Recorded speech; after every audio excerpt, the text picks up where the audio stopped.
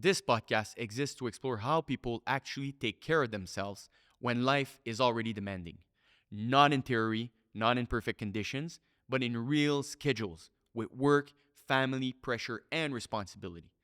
I wanted conversation with people who train and run, but not because it's trendy, but because it helps them think better, manage stress, and stay consistent in their lives. This isn't about extremes or perfection.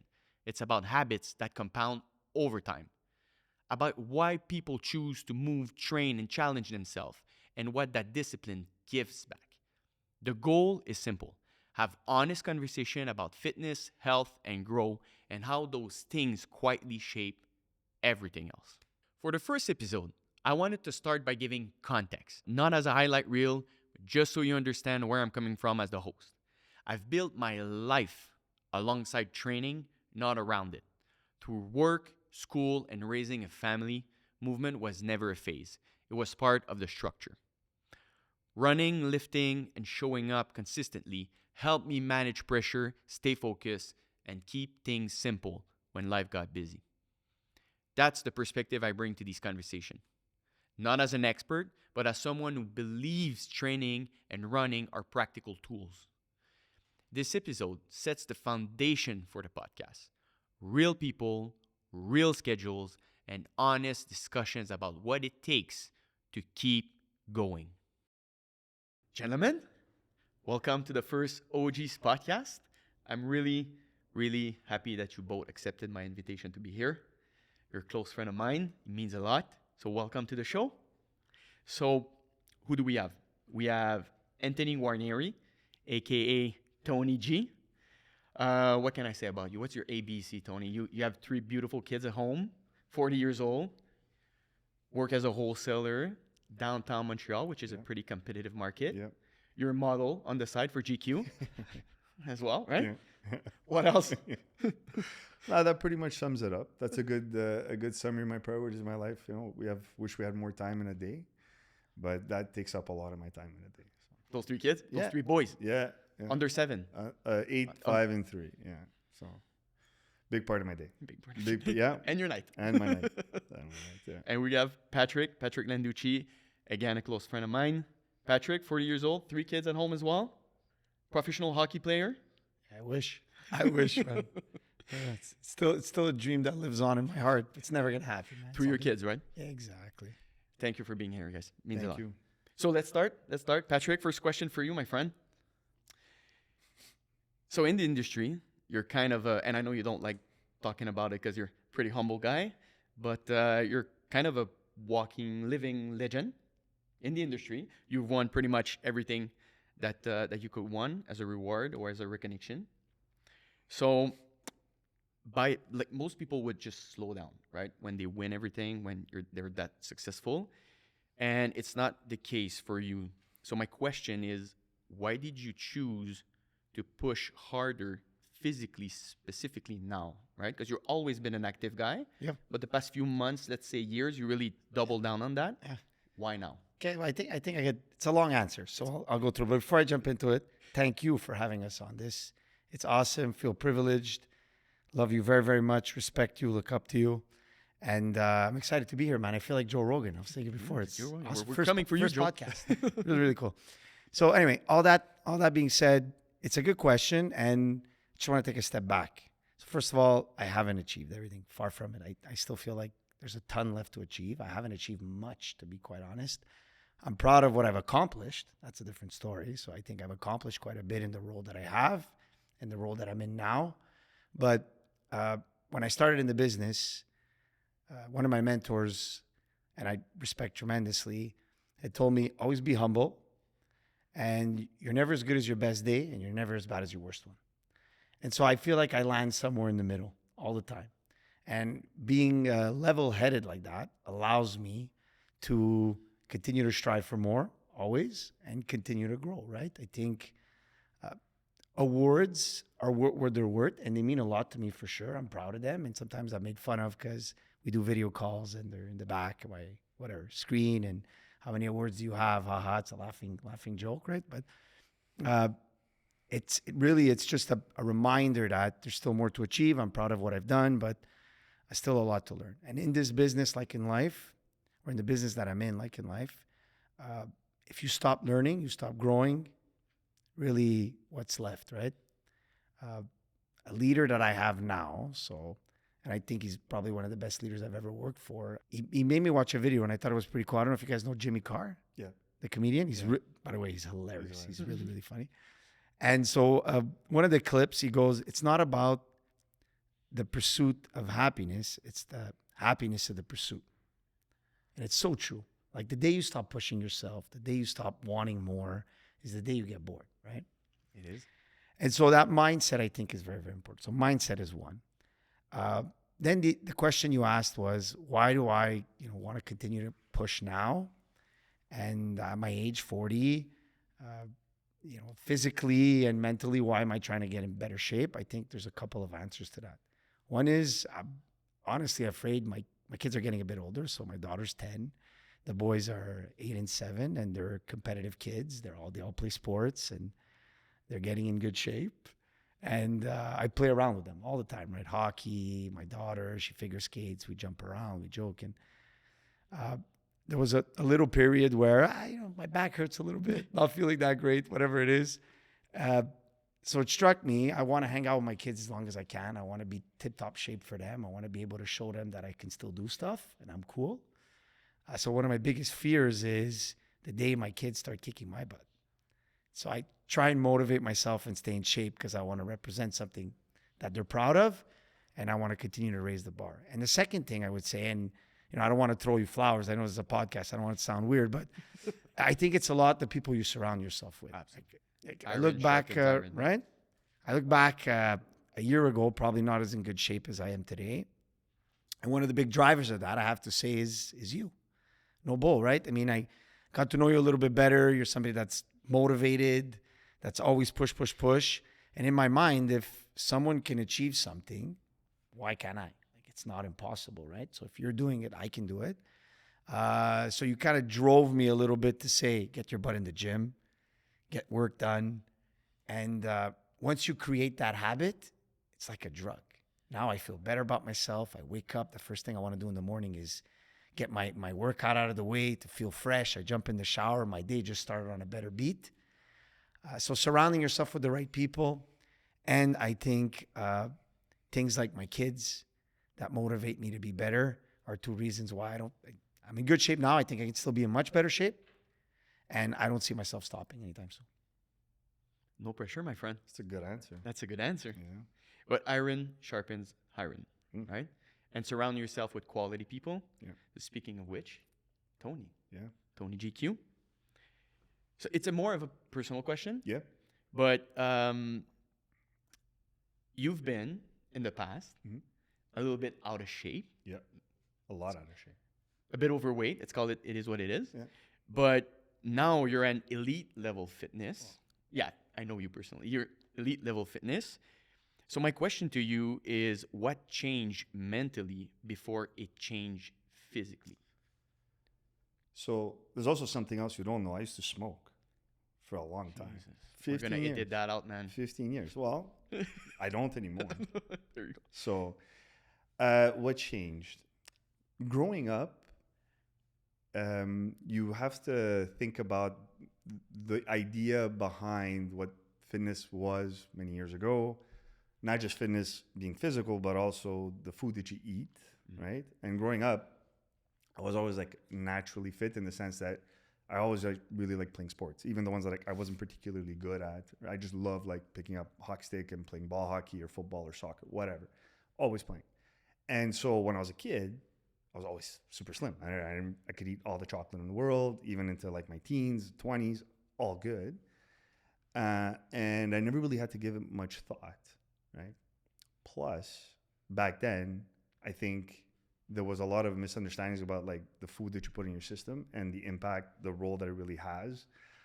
Also, growing up in an Italian family, a sign of good appetite is a sign of good health, as I'm sure you know, right? So it made for, I think, a situation where I guess I wasn't really aware. I didn't really have to think much about it, but it kind of got away from me. And then, after a couple of years, when I got to like my mid 20s, I was like, what the heck happened? Like, I just wasn't happy with the way I felt, wasn't happy with the way I looked. I wasn't sleeping properly.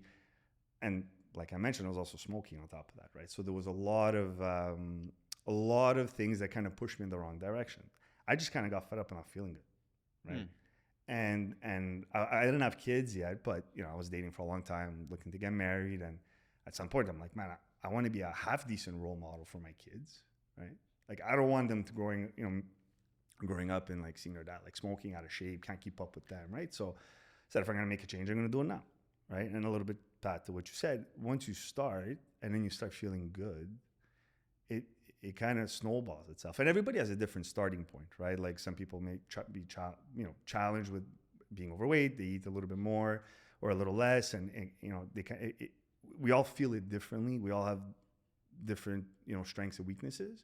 So everybody has a different starting point. But at the end of the day, whatever your starting point is, start, right? And then add, even if it's 1% a day, right? Even if it's 1% a day, add on, and over time, you're going to see the results matter and they show. And then I can't ever imagine going back to eating or not being. Now, to me, it's like the day that I don't work out is like the day I didn't shower. Like, would you ever leave your house without showering in the morning? I feel the same way, right? Like, I feel like if I didn't work out today, I feel like I didn't get my head right.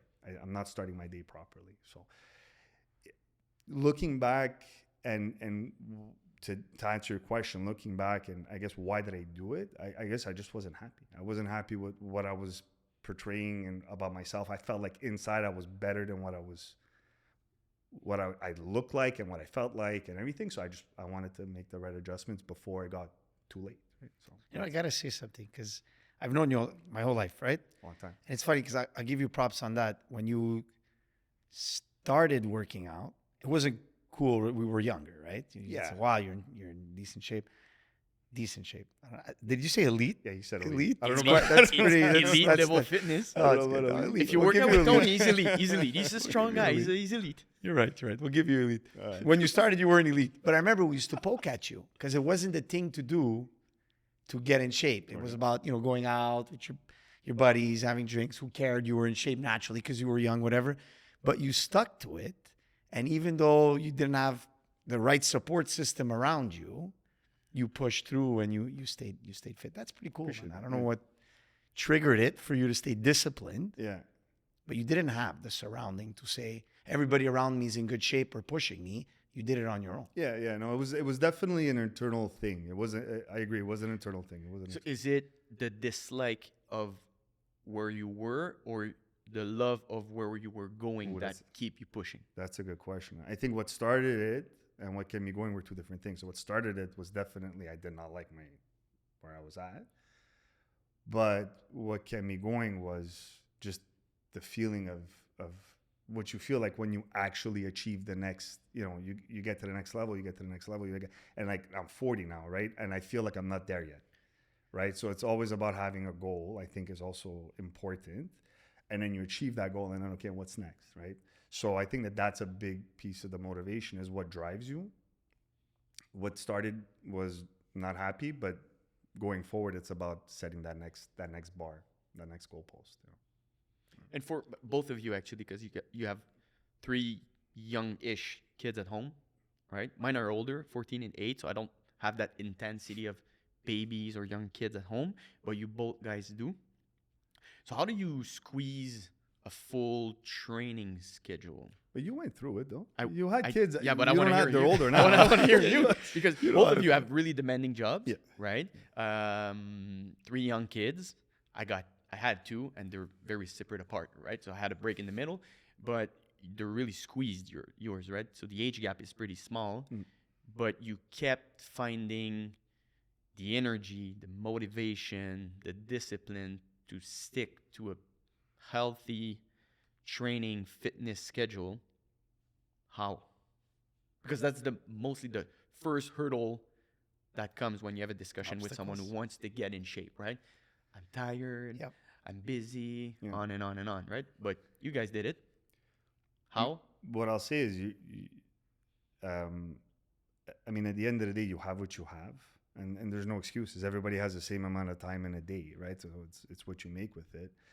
And at the end of the day, it's your priorities, your goals. So where do you want to spend your time, right? I often see it happening a lot today where, people just go on social media, right? Yep. It's like I'm using social, it could be, but the reason why I'm mentioning this is because I see it happen often. And then it's like, you've been on, and it happened to me, right? I don't have it anymore. Like I literally deleted it off my phone. You get like, you're going down, and it's like, you look up at you, like, I just burned 40 minutes of my time. Yep. And it's like, wow. Then you start thinking about, okay, how do I spend my time? You spend your money, you spend your time, right? You can't create time. So if you look at your day and you're like, well, this is what I did with my day, and you weren't productive, you're not going to have every day be super productive, right? Like some days you're going to take it more easy. But the point is, be aware, like do it with intent, right? Like if you're going to take time off, take time off. Right. Go on the phone if that's what you want to do, but take time off. Be intentional. I like that. Yeah, be intentional. Be present in whatever you're doing, whether it be spending time with your family, your kids, your wife. Be present with your wife. Be present with your kids. Be present at your workout. Don't be lifting a bit and checking, Right. whatever, Facebook, right? Yep. Same thing with work, your clients, right? You be present. I think is a big game changer. When you realize that, like how much time you just kind of like, oh, whatever, time becomes much more important because once it's spent, it's gone. You can't get it back. Right? Don't disagree. Here's what I'll say. I didn't always work out. And when the kids were born and they were very, very young, that did take a sidestep a little bit. A lot. I remember it was just survival at the beginning. Kids were born. My wife, we're lucky. My wife was a stay-at-home, so she stayed at home with the kids, and she manned the fort, which we're super lucky about. But I'll never forget. So the kids are 15 and 18 months apart. So now they're all, call it between, 0 and 4 years old. So I'm coming back from work. I call my wife on the way back. Everything's okay, babe? Yeah, everything's okay on the way back. So I walk in the house and I see the kids at the table crying and my wife, poor thing, sitting there, like overwhelmed. And this was the point where we were it was the toughest spot for us in terms of raising the kids. We give everything to the kids, but it was challenging and so at that point, with the pressure from work and everything else, it was more difficult, and I wasn't training as much, or very, very little. But I had a kind of a choice to make. It's either sleep or workout, because it was really, the time thing was difficult. And I realized that working out gave me more energy and more clarity and relieved more stress than getting that extra half an hour, 45 minutes of sleep. So I built a habit of doing it early in the morning, noise, no noise, kids, whatever it was. Take that 45 minutes, commit, and get it done. Another mistake I made was, like, I was always a bit like Tony, somebody, growing up, you play, you're active, you're in good shape, you can do X amount of push-ups, you're never tired, whatever. And you stop training, the kids came, whatever, get back in shape. But you start and you want to be back at where you were 10 years ago. Yeah. It's like, I used to do this. I'm going to do it again. It's not a problem. And you bite off more than what you can chew. And then you throw in the towel. Absolutely. So you don't create consistency. And I forget who had told me, it's about, and you say it all the time under tension, right? You were telling me about running. I'm starting now. I'm learning. I'm not good at it, but I'll get there. And the point is, use time under tension. So it's about consistency. Doesn't matter how much you do, but do it frequently and regularly. It creates a habit, and then you'll get better over time. So that's what I started doing with the kids when they were young. I'd say, okay, I'm going to go anyways. I'm going to put in 30 minutes, 45 minutes, an hour, got better at it, found the time to do it. And for me, the key was early mornings. Yeah. I could beat the day if I start early enough. So my objective is be worked out, showered, ready for your day before the sun rises. And if you did that, you have a beat on everybody. You start with a win. You're proud of yourself. Correct. The hard job is done. Correct. And then you can focus on the rest of the day. Correct. What was it that I heard? Do the hardest thing you have to do throughout the day the first thing in the morning. And the rest of the day gets easier, right? So, The other one that I like is the only bad workout is the one that did not happen. right? So also be good. kind with yourself, right? Sometimes you feel sick, you're tired, you're busy. You're a pretty early morning guy too, no? I'm a very early morning What guy. time do you wake up? Early. But the point is, as soon as you get I it wanna know. done, 4:30-ish. Well, I've said that to the other podcast of my good friend Tony as well, is that if you work out for me, if I work out at night, there's too many things that could happen, right? There's work, there's traffic, there's kids, there's the fatigue of the day, right? There's a bunch of things. In the morning, between 4 and 6, what do you got? Yep. Huh? Got emails? No. Phone calls? No. It's an empty schedule, right?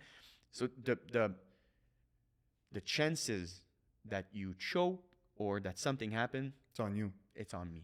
That I can control. I agree. Very minimal, right? That's what I was gonna say. I think me too. I'm more in the early morning because otherwise, with the young kids, it's it's very hard when you get back from school, from work, and they're coming back from school. Early morning, you get it done.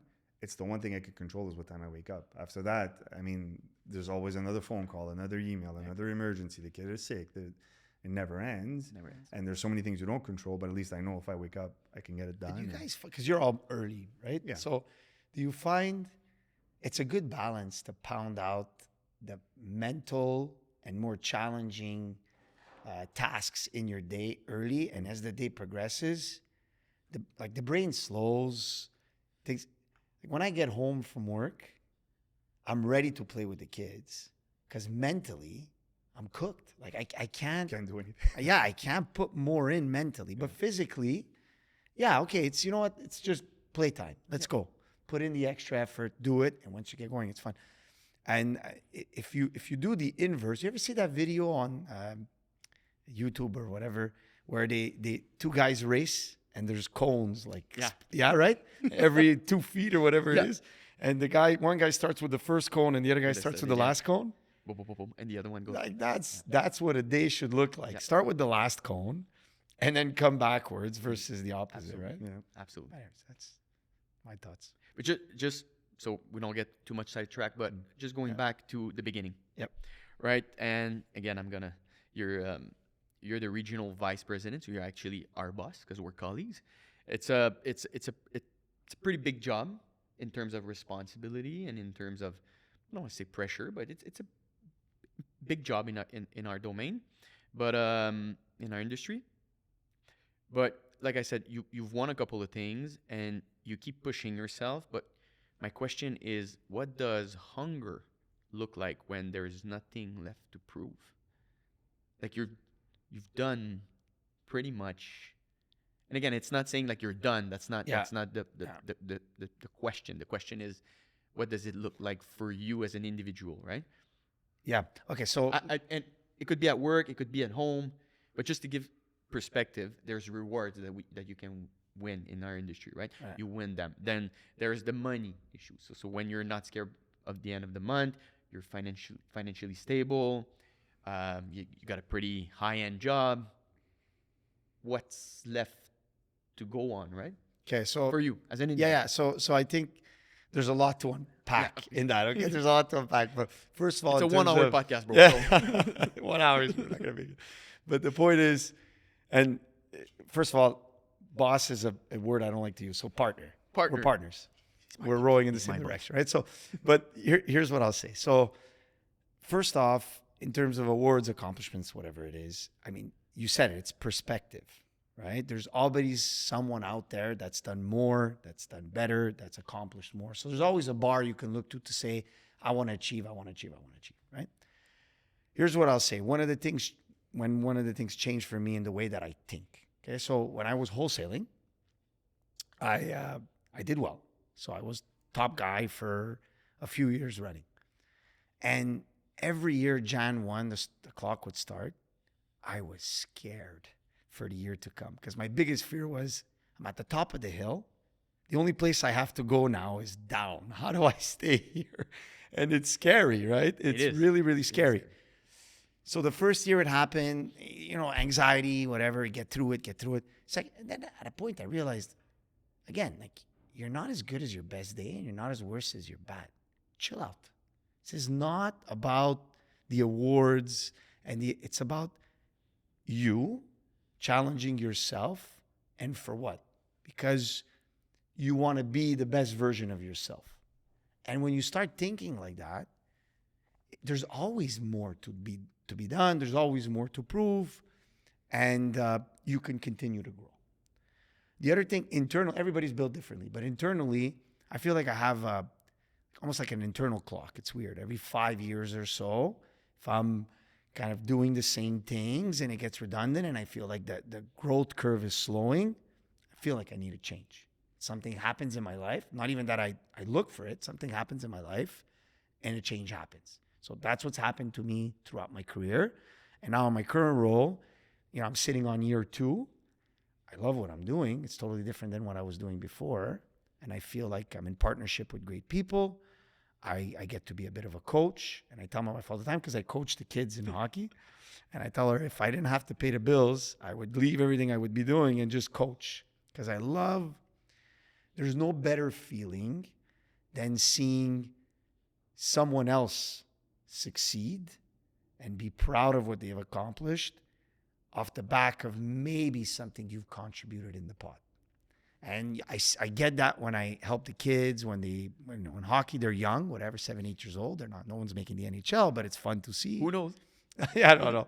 Coach My with that. son thinks he's making it, but I try to give reality checks to his son. And so the other thing is, if your role evolves or what you do evolves, then there's always more learning to be had. But yeah, it's about not only your success, but the success that you can help others have around you. So I don't know. Of course. Okay. Yeah, you reach a point of your progression is not only yours, but it's the people around you, right? Yeah. And Yep. you're proud of seeing that progress of others. Yep.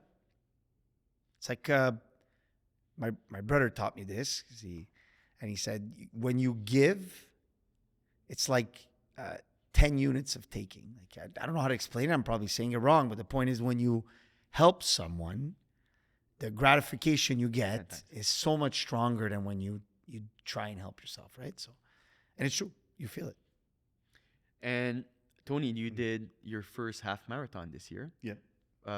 Last year. Last year. And Patrick is going to do his first one this year. I got to do it. It's recorded. It's recorded. Everybody On knows. record. It's on the record. But you did Yeah. your first last year. Yeah. Under 2 or flush 2? Under 2. Under 2, which is amazing. Which was my target. Yeah. It's amazing. Yeah. So this is what impresses me the most with your elite level fitness. I don't know about it. Is that you're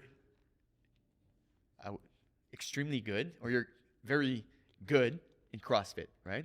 Yeah. And it takes a very different skill set than running. Yeah, it's your Right? fault.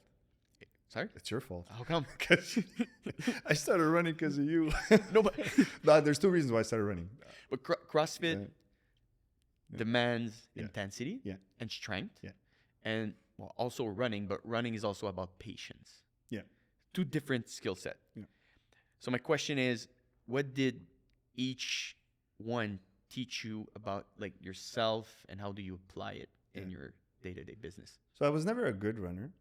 I don't think I have a good physique for running. I naturally have a physique that I feel comfortable when I do CrossFit, because a lot of legs, a lot of core. That's usually where I kind of naturally have I just feel good. And running, I never felt good.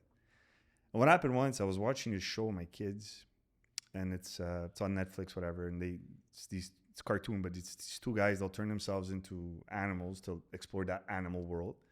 And one of the episodes was the fastest runner, or the fastest runner in the animal kingdom. And so they were running with different animals. And one of the Where are we going? Okay. One of the phases was, well, you know who's a good runner? The human being. We are actually, on a relative basis, really good at distance running. I'm like, I'm not good at distance running. I'm like, I'm terrible at distance running. I'm like, should I probably work on that? Because I really suck. So that was one of the reasons why I started running. And then you That came TV in, show. and then you came With your in, kids and you the animals. Yeah. And then you came and you kicked my butt. And then, you were a big motivator for that, actually, for me signing up for the half marathon. Because again, it gives you that goalpost, right? So I know it's in the calendar, and I'm committed. Like, it's there. I'm gonna do it. I'm gonna run it. I paid. I got my Your bib? my bib. And I got to do it. And then it's like, okay, well, now I got to train. And so being disciplined with the training is obviously very important. Yeah, it was an experience to do that because, to your point, it is a mental, like you're by yourself for 2 hours running on the half. Yeah. And if you start, now we're going to start training for the full, and that's, 4 hours where you're just kind of by yourself, right? And it's a different thing where CrossFit, you could be in and out completely burnt in 45 minutes, right? Like completely burnt. So it's a completely different experience. And I did get pretty good at the CrossFit side, and I wanted to also see if I can run like a proper human being, I guess, based on the TV like show. Like the cartoon? Like the cartoon. Well, the guy ran pretty good. He ran better than me.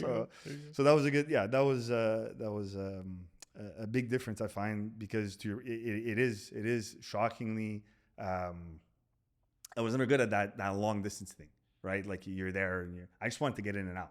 That's what I was, and I did that for a long time. Yeah. It was different. It was a learning curve. Did it change anything on your personal life? The fact that you started running, in terms of the patience and the grit that comes with running for a long period of time? But it's like you said, like it's time under tension. You learn to like it, or you learn to find your place in it. But if you never do it, you won't find your place in it, right? While you're there, you're not feeling good there. It's like, why do you do a warm-up set before you're going to pick up a lot of weights, right? You do it because you don't want to break your back or whatever.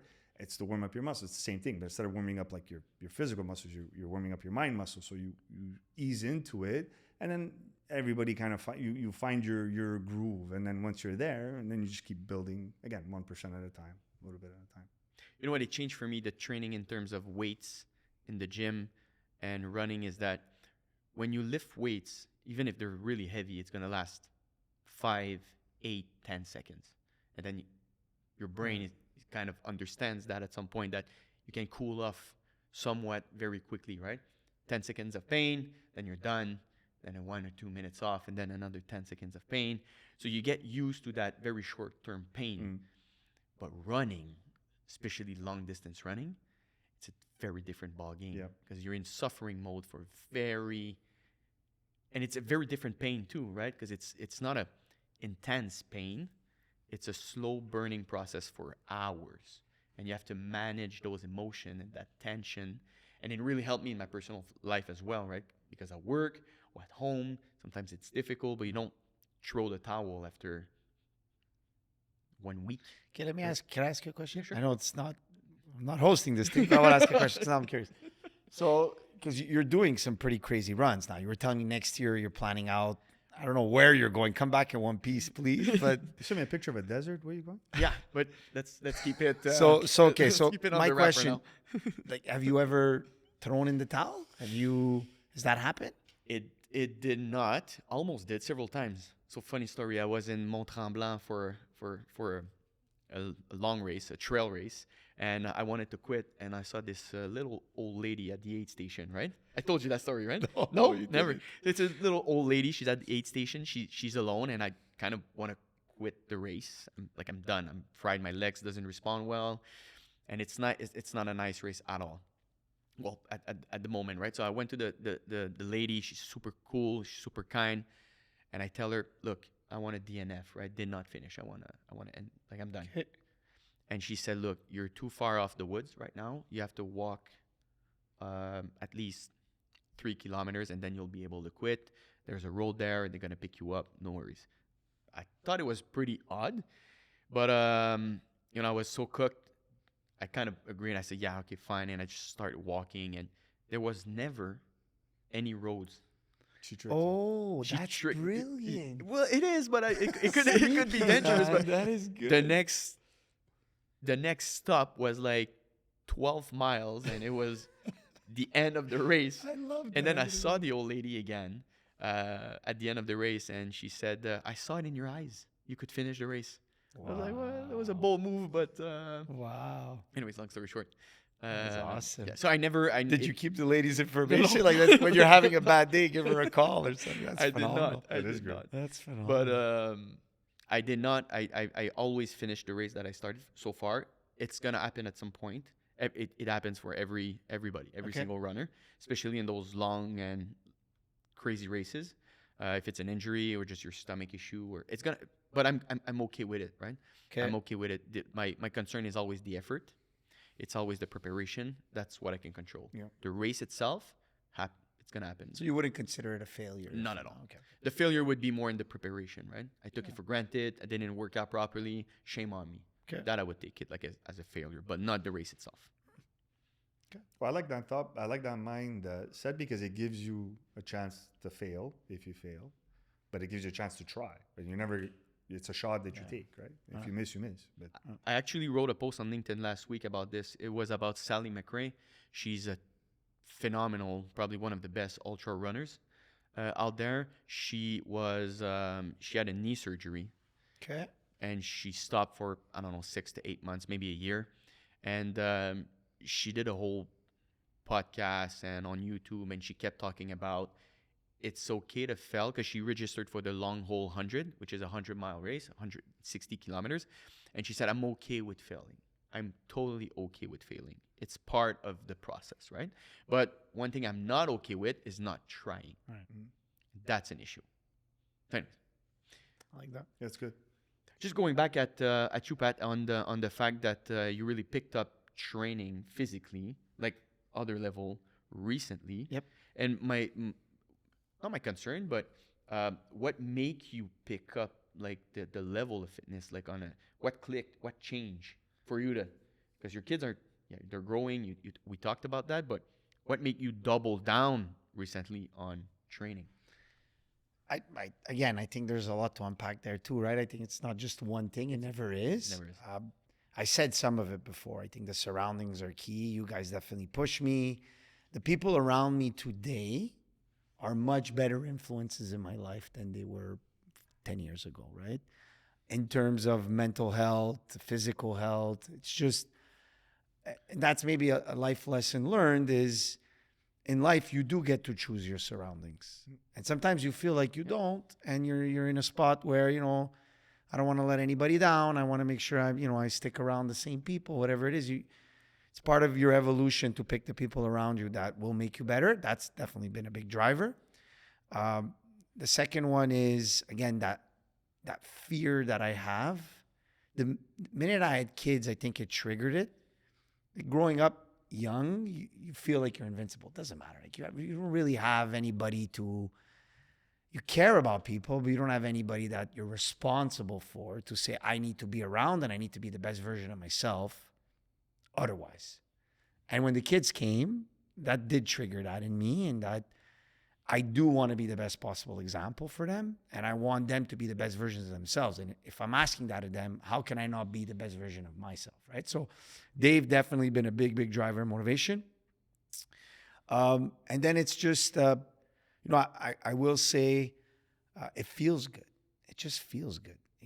Getting in shape is addictive. It feels good. So now I'm picking it up just because, and sometimes it's weird. Like I'll train in the morning and I'll tell myself, if it doesn't hurt, I'm not doing it right. It's gotta be painful, right? So, but as you do the same workout, it becomes less painful. So you need to find that trigger so you increase the threshold, and it becomes addictive. And that's probably one of the reasons why too, right? So you combine those things and it just all naturally happens. Now, I still think, again, I have a ton of room to go and I'm not where I want to be yet physically. But it's definitely, I feel like I'm on the right path. We'll see. Would you say your kids and your family is your why, is the reason why you keep pushing, like, or is there any? If I had to put my finger on the biggest driver, definitely the kids. Definitely. Would you say it's one? I have a hard time saying One kid? No. Yeah, my favorite one, but yeah, just you. No, one. I have because it is, of course, the family's so important, and you need to be there, and you want to set a good example. You want to be, like you're saying, the best version of yourself. But I have a hard time just putting it on them. So I want to know, like, on both of you guys. Actually, I'll ask the question to you guys. Like, is it just one reason why? I find like I have a hard time saying it's just one. I don't know. It's a good question. Like if you had to pick one reason, Yeah. I'll pick that one, but it's definitely not the only one. There's a combination of things that make it happen, right? So, probably is the biggest driver, but not the only one. Like I'll say, like, the reason why I want to run, 40 or a full marathon, the next one, is because of me. I want to do it. Like I want to see if I can do it, right? Like I want to put myself that, because it is addictive. Like once you start, then it's like, okay, well, you want to move up the bar. What am I going to do next? Can I run, maybe something else, an Ironman or something? I don't know, right? Like what's the next? It's on the record, my friend. I didn't commit to anything. I'm just There. It's on camera. You're registered. You're there. I did it. Yeah, I wouldn't be surprised if you did. Yeah, so I guess it's just So because definitely my family's definitely a big motivation, but I also feel like for myself, if I don't do it for I feel like I need to do it for myself. Is what I'm saying. Like I feel like there needs to be a part of me that wants to do it. Otherwise, I'm not gonna like it, right? Like anything. Right now we're talking about working out, but anything else in your life that you're gonna do, if I'm only doing it for somebody else, it could creep up on you if you're not maybe being honest with yourself, right? So that's, I guess, right? Like I wanted to ask the question a different way because I wanted to see if you guys ever thought about the goalpost for yourself, right? That was, I guess, more of the point. You're going deep, man. We're Going getting deep, really, We're there. digging We're in there. there We're in there. the We're soul. Here's what I'll say. I don't think things through too long or too much, because it gets in my head and then I get all confused about why I'm doing stuff. So I try and keep things really, really simple. For sure, maybe there's an inner motivation and whatever that is, but you grow by, and you said like. So it's funny, I have this conversation all the time with my wife about the kids and when they first started playing sports, right? So I remember my son, and my wife was of the mindset, and right or wrong, I think all mindsets are valuable, and there's different paths for different people. My son was young, and let's put him on skates. Let's bring him to the rink. But only if he likes it. Yeah, but he doesn't know if he really likes it. He's a kid, right?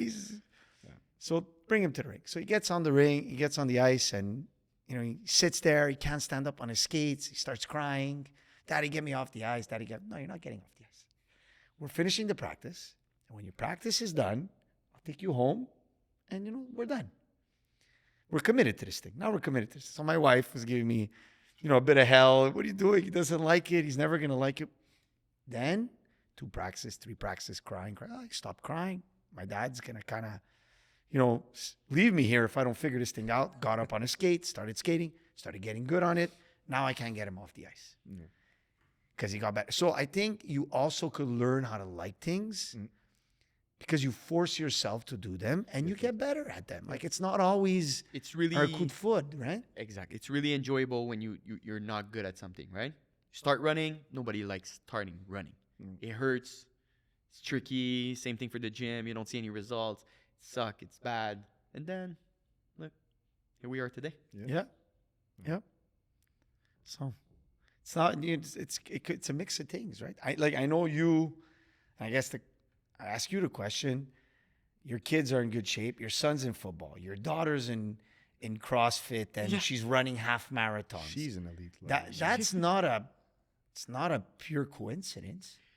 It's not. No, look, the kids learn a lot through just watching the models and just watching you do stuff as well, right?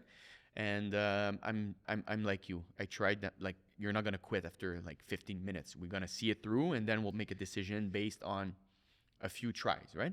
But yeah, my why is a bit different. I think it's not obviously my family pushes me and I want to get better, but it's really I saw the difference of me being not running and not in shape. I didn't really like the human being that I was. And when I started running and going to the gym, I really, really enjoyed the person I am now. Not in terms that I love myself. That's not the point. But I have, just like Joe Rogan mentioned in his podcast, he's like, I have a tremendous respect for myself after I'm working out and being disciplined and all. So it's more of I didn't like the guy I was. I really like the guy now and where I'm going. I just want to keep myself in that position and in that mood, right? I don't want to go back to my old habits and old styles. That's the reason I push and I push and I keep at it. Can Right? I ask you guys a question? When you have a standard, we're good. Oh yeah, we're Yeah, good. okay. I just Yeah. delete it, Pat. Okay, yeah, Done. that's it. No. Never again. Like when you have a standard and you start, right, there's intensity in what you do. And how do you guys, I struggle with that sometimes, right? Not everybody is high intensity in life. Not everybody is going to push themselves to the maximum that they possibly can. Some people are more naturally glass half empty. How do you absorb that when you're very, very intense as an individual and, not offend people, not lack patience, not that's a You go. yeah. It's a good question. I have two You're two opposite answers. All right. Okay. And I talked about this actually with Henry, our good friend that lives in Calgary, about this not long ago. And my best friend Mathieu, he said all the time. He says you need to, like, if a person can give you A, take A and don't expect much more. Right. So if the person that you're dealing with is a negative one and he can only gives you that small amount of energy, or, well, you take that and you go away. You don't fight it.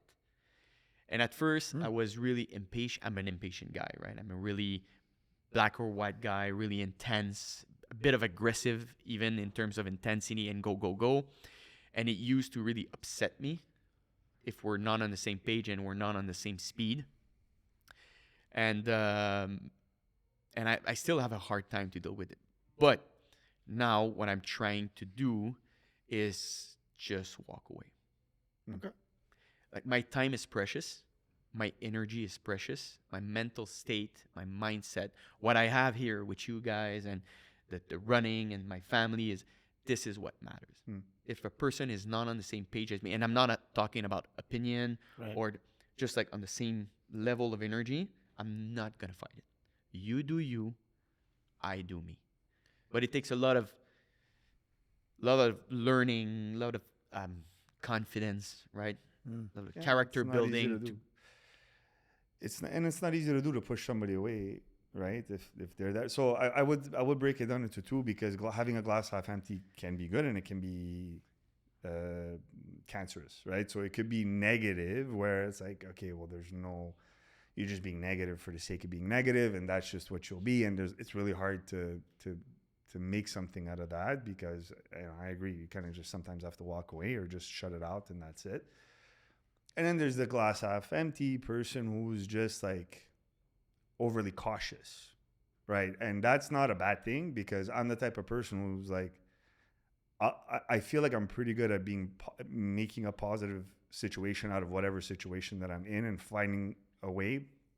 And then sometimes, like, maybe I don't see the negative, or I become blindsided, but it's like, I just got to figure out how to get from A to B. So you're going to be positive and you're going to figure out, and you're like, go, go, go. And then having somebody there who's going to have maybe a different take isn't always a bad thing, right? So a glass half empty from a different perspective of life, because they're going to tell you, well, what happens if this happens, if that happens, right? Like, if I fail, if I this, if I that. If you think about it too much, you're never going to do it, which is not a good thing. Yeah. But having that element of like, maybe let me think twice before I jump, right? Like, sometimes it might actually be a good thing if used properly, I think. I don't know if that answers the question. No, it's not a question. I was just asking. You, as a coach who's dealing with people all the time, different type, you're the one. You're the one. I don't. That's why I ask. I mean, I think you don't have I have a lot. I told you I have a lot to learn, right? I have a lot to learn. I'm learning every day, man. It's one thing that I was exposed to a lot more when you're not the direct drive anymore, right? When you control everything around you and you are the reason why things happen. There's simplicity. It's beautiful. There's a beautiful simplicity to that, because it's you. Yes. And if your failure and your success. Yes. When there's different variables added to it, now it becomes complex, because the way you interact with people can change their behaviors as well.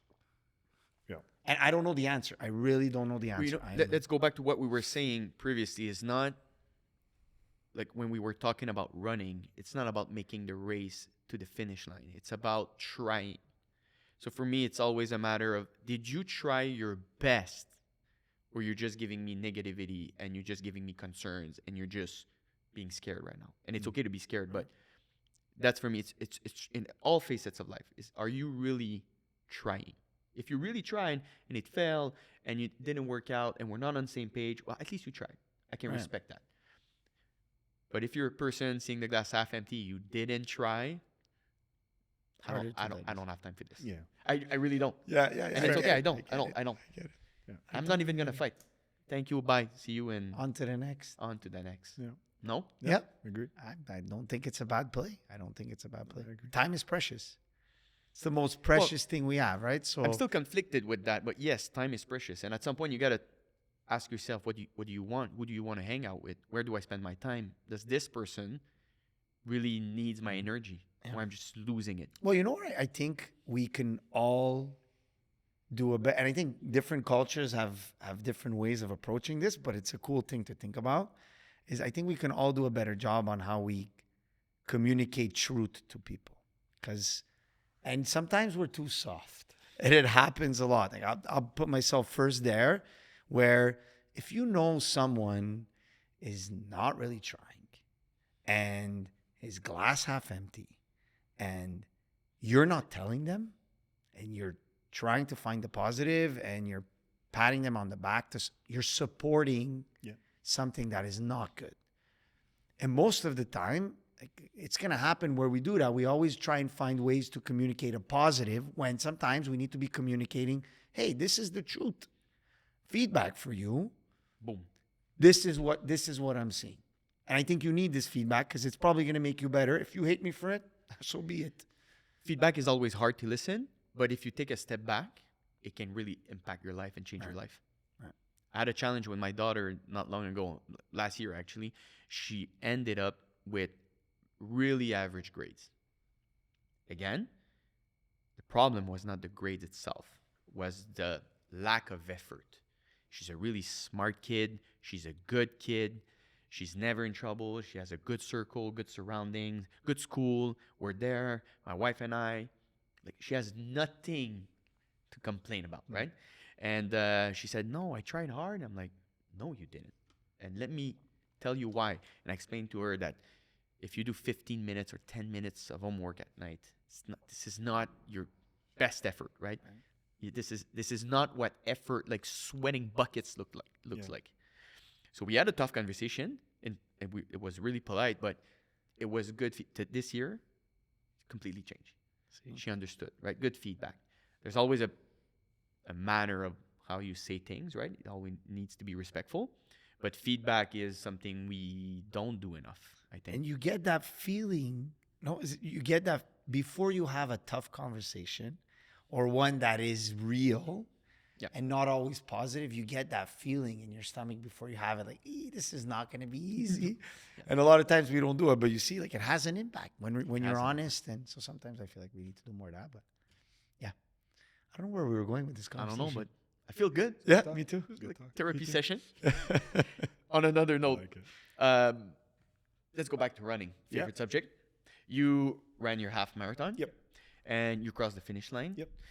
And you had your medal, your bib. I didn't get my medal. You did not? No, I didn't know I had to pay for it in advance. You cheaped out on your medal? Really? I think I just selected the wrong option. It's like $5 more. So when I got there at the beginning of the race, I realized I was one of the very, very, very few people that had like a different colored bib running the 20K than everybody else around me. I'm like, why is my color different? You're special. I didn't know, and then I forgot about it. I ran the thing, and obviously your focus changes on getting to the finish line and all that. And then I crossed the finish line, and I'm all happy. I see everybody getting medals, and I'm just kind of waiting.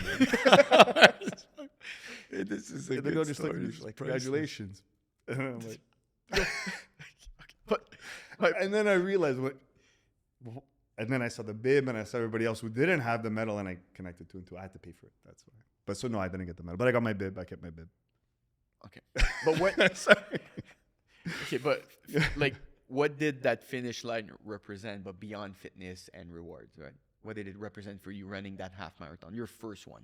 I mean, I guess it's everything that we've been talking about. Is you set a goal. There's no excuses. You focused on what you can control, or I focused on what I was able to control. I put in the time, the effort, the waking up a little bit earlier to do the extra run. That's the other thing that I found a hard time is when I do my regular workouts. I know it's 45 minutes to an hour, and I could squeeze that in the morning easy. But the running, it's not an hour. It's 2-3 hours to get it in. So now you have to make the time so that was actually one of the challenges I forgot to mention earlier. It was a challenge. So it's when I was working towards that goal, I'm like, oh man, okay, I need to find out when the heck else I'm gonna find time to run. And so I was waking up a little bit early on, 4:30 on a Saturday morning, right? Which is, can be tough. We actually but ran together. we ran together. Yeah, exactly. So, and again, thank you for that, because you always get that extra, you need sometimes that little kick in the butt, and going back to surrounding yourself with the right people, I think is important, right? So getting across that finish line is again, putting a goal and not just doing it for the sake of doing it, but doing it with intent. And then you're like, oh man, okay, I'm happy I put in all those hours of effort, because the way I was running at the beginning of my training was not the same way I was running when I ran the race, right? I was much better at the end because I put in all the efforts, and I felt like, okay, well, I'm putting a goal of sub 2 hours, and I hit my goal, and I'm like, felt good. So everything kind of came back saying I put out a goal that I wanted to achieve. I did what I had to do it. And it paid off. Sometimes it doesn't pay off, but that time it paid off and felt really good. Again, it's that tolerance for long suffering. Right? It's long. So you still suffer? Yeah, it's just because it's unless you do it, you won't normally put your body through that kind of stress, right? So unless you do it, you never know. Like the first time I ran, I was working my way up 10K, 12K, whatever. And then I got to 16K, and I never had like the water vest. And then it was a hot day, and then I got back and I felt like a level of dehydration that I had never felt before in my life. I literally chugged water for like the full hour when I got back home, right? And it was an interesting feeling because, again, unless you do it, you don't know what part of your body is going to hurt under that circumstances. Like my knees were hurting, my feet. It got better, but you got to put your body through that stress before you get it. So when I got across that finish line, everything kind of came: the mental health, the mental fortitude, I guess, the blisters at the bottom of my feet. I never had those before. Now I had, so it was a learning process of learning about yourself that I had never done it if I wasn't going to put that goal in place. Did it change anything on your end? Like the running? Like, did it change anything on the way you ran 20? No, but you started and I did. you're starting, and the way like you approach, I don't know, the business, just life in general. So here's what I say. It hasn't. I'm not to the point yet where I feel like it's done a fundamental change in my life. What it does do, though, is it creates a calmness in my mind that, let's say, my regular workouts don't. It's weird. So if I work out with intensity, weights, whatever it is, core workout, my mind is focused on the immediate pain, and it's good because it clears everything, and I'm focusing on that one exercise. When you run, there's like this boredom. It's weird, and I'm not to the level where you guys are at, but it's boredom, and then it's like calmness. It's pretty cool. You get to be in your own, in your own mind.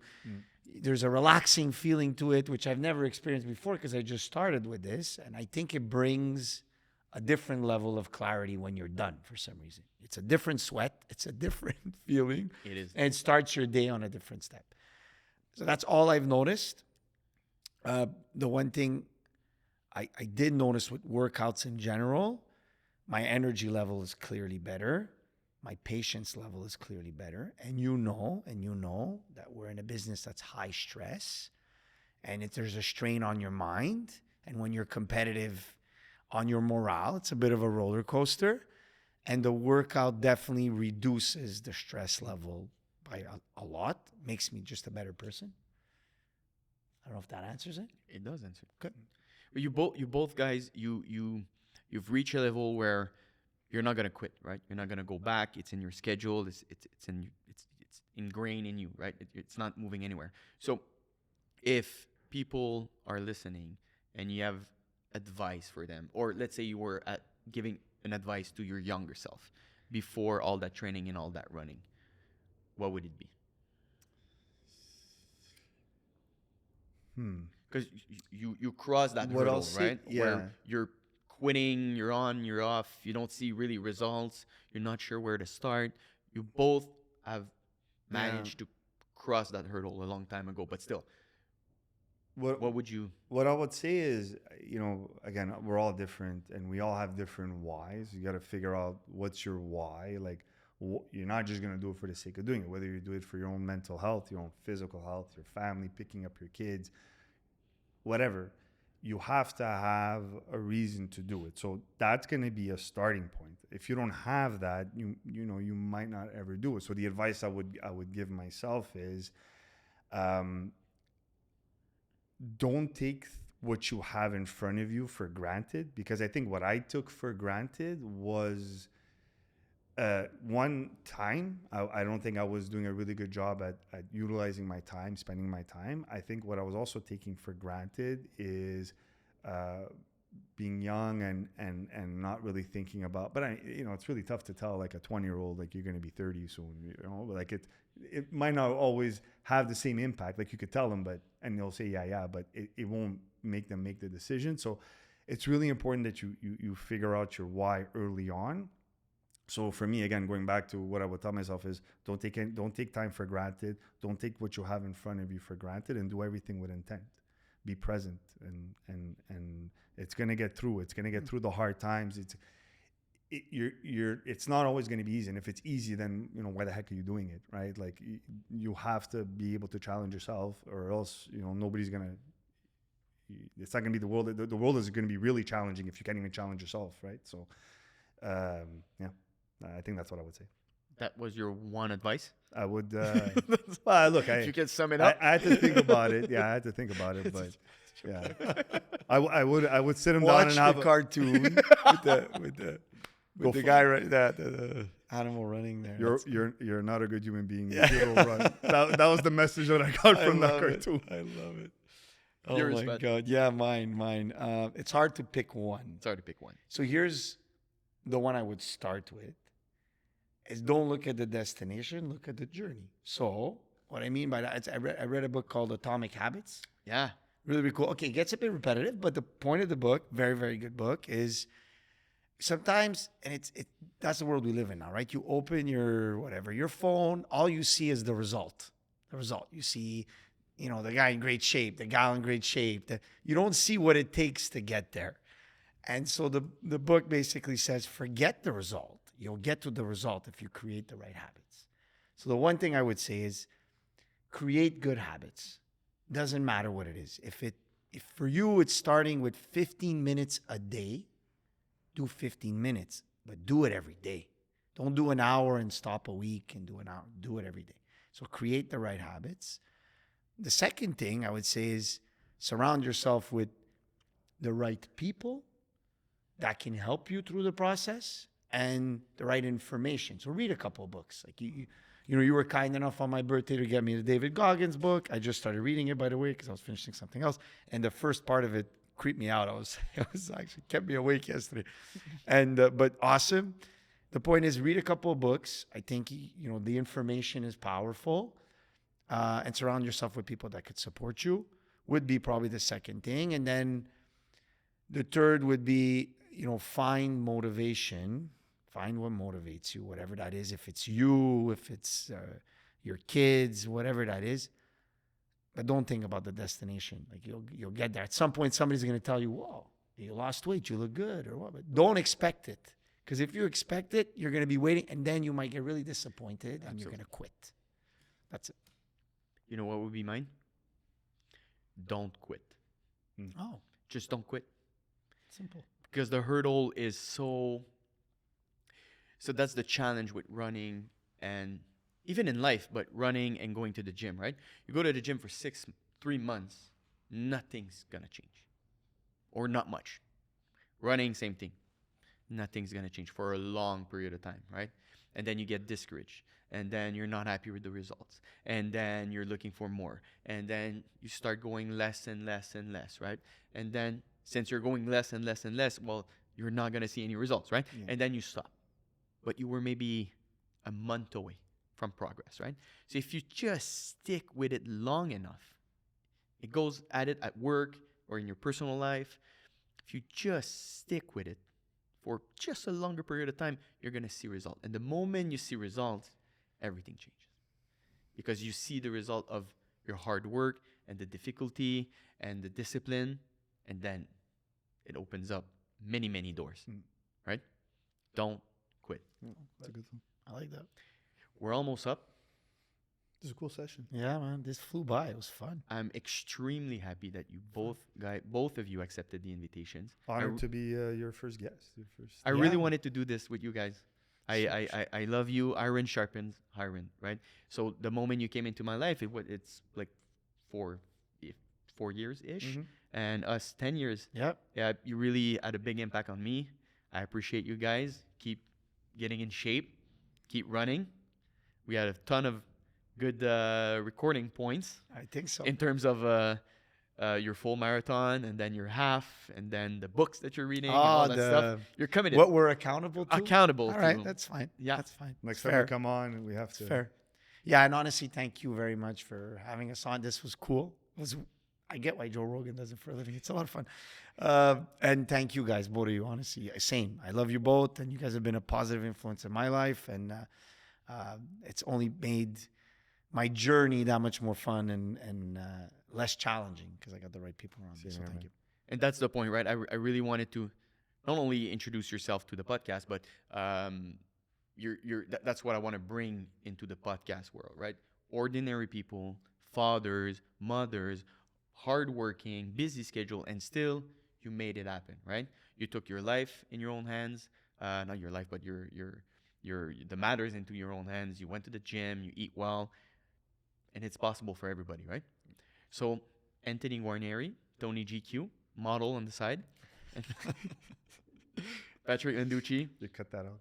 No, I won't. Canadian, Montreal Canadian player. Yeah. Coach, actually. Coach. But thank you guys. Thank you. Really Thank you, appreciate it.